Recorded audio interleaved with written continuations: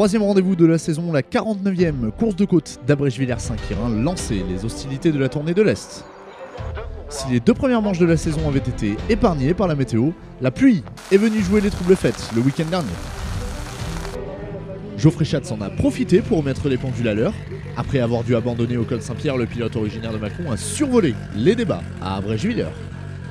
Il place sa Norma M20 FC E2SC en tête de l'ensemble des 6 montées du week-end.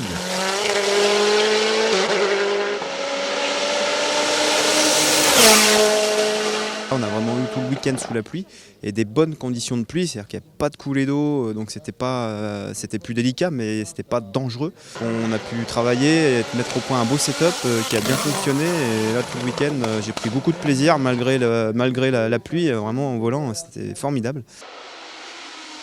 Cyril Franz place son Osella en seconde position du classement général et continue donc sur sa bonne dynamique, entrevue depuis l'épreuve d'ouverture de Bagnols-Saban. Le pilote slovène Patrik Zajelšnik clôt le podium du classement général à Abrège-Villers au volant de sa Norma M20 FC E2SC.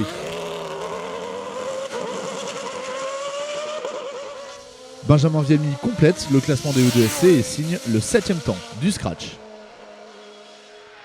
Après avoir réalisé une solide performance au col Saint-Pierre, Kevin Duro s'impose en CN2 et se place 4e du classement général.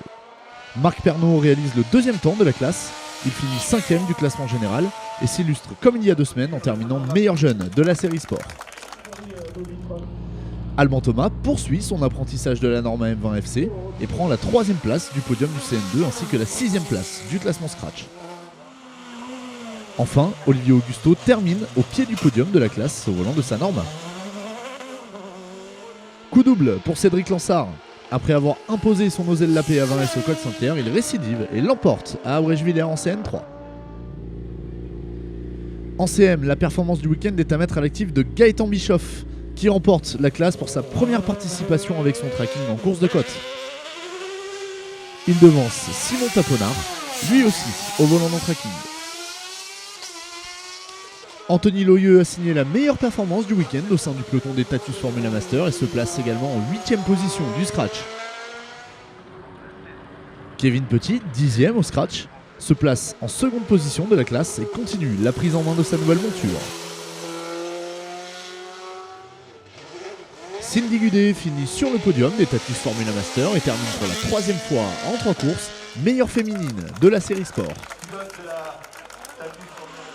Marcel Sapin n'a pu défendre ses lauriers obtenus lors des 2 premiers rendez-vous de la saison.